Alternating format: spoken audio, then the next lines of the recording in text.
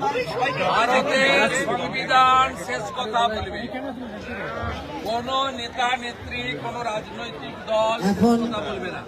সংবিধান পড়বেন, আমাদের মধ্যে থেকে 329 আর্টিকেল কমপ্লিট পাওয়ার দেওয়া আছে ইলেকশন কমিশন ইন্ডিয়াকে। তারা প্রয়োজন হলে আর্মি নামিয়েও করতে পারে। বাবা সাহেব আম্বেদকর সব দিয়ে গেছে সংবিধানে ইসিআই কে। মমতা ব্যানার্জি একটা মূর্খ। 324 থেকে 329 সংবিধান পড়লে এই ধরনের কথা তিনি বলবেন। স্বাধীনতার পরে 8 বার হয়েছে, প্রত্যেক দিন বলছি আপনাদের। 2002-এ পশ্চিমবঙ্গে হয়েছে, 2003-এ ভোটার লিস্ট বেরিয়েছে, 26 লক্ষ লোকের নাম বাদ গেছে।